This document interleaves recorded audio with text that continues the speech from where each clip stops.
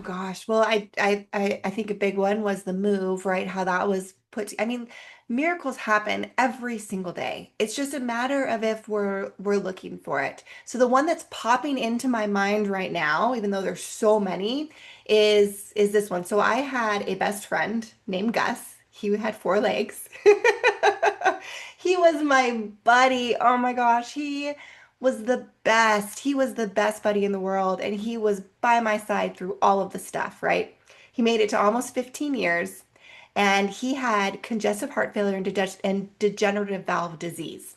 So, and once he was diagnosed, it was a miracle just that alone because he made it another 3 years after being diagnosed. So, anyway, Gus, my buddy, with me through everything, he was such a big presence in my life. I did not want him to cross over. I did not want to let him go because of all the grief I felt in the past. I was so scared of grief. I didn't want to feel that grief anymore. So that dude hung with me for like a month until I finally walked him in to cross over that rainbow bridge. So when he crossed over, my heart. I mean, my heart was broken. And, finding the joy, finding the love, but that it's interesting when someone you love so much, the space in your home feels so different because their energy is gone from it. I mean, it was so much space that was now missing. And, moving on, doing all the things, trying to move forward and find joy. So my daughter, about a month later, she looks out our front window and she's like, Mom, there's a dog outside. She's so skinny. She's looking for food. And we used to have a cat lady that lives next door. She doesn't live there anymore, but this, bless her heart, she'd leave so much food out for the cat. So the dog was scavenging for food, right? And I don't know what I was thinking. I wasn't. I was being led. It was a miracle. And I just barefoot, December, and led outside. And I look at this stray dog who is a pit bull, by the way. And who's famished. You can see her ribs, you can see her hips. And I decide to lead her into my house. And she decides to follow me. So she follows me into the home and I can tell she's terrified. She's scared. You can tell she had just had babies.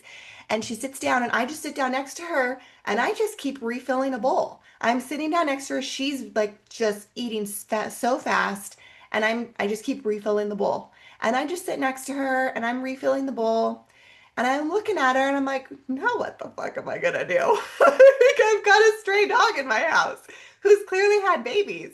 I'm like, well, okay, I guess we're gonna see what happens. So I like post out there and I'm like looking and the shelter keeps being closed. I'm like, I can't have a stray pit bull. Like I just can't. That's what I kept saying to the universe. But the shelter kept being closed. I couldn't take the dog to the shelter. Like I kept getting blocked. I couldn't get rid of this dog that I brought into my home.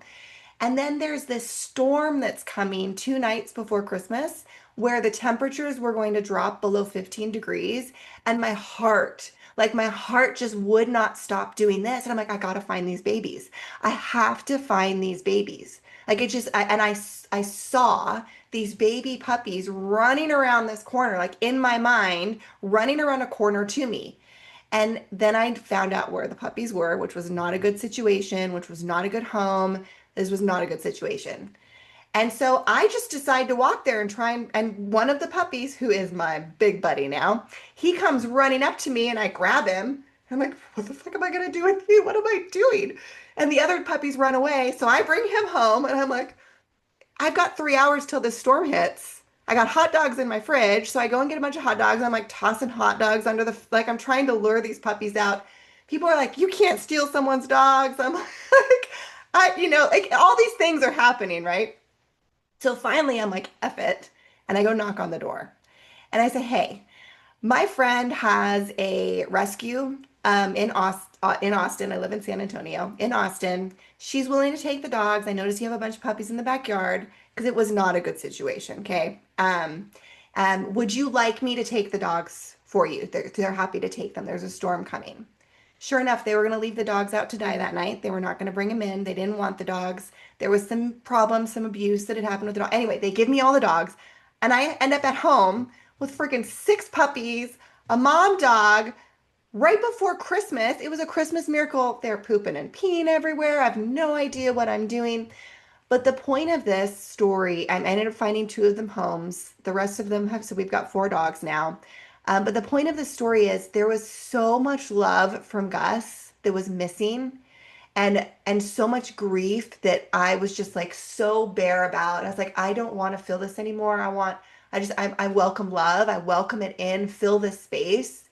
And it took four flippin' dogs, but it was provided to me. It was that love came in another form. And I've seen Gus a few times, more than a few times, and he thinks it's hilarious.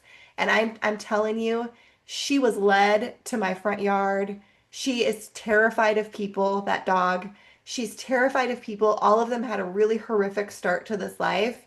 But for all of those things to have happened, that's not, I don't care what anybody says, that is not luck. That is not random draw of the hat. That is not, that all of that was orchestrated because that's, I needed that and they needed that. And that was a miracle that was created. So I get to say, Kirsten, I've had a Christmas miracle.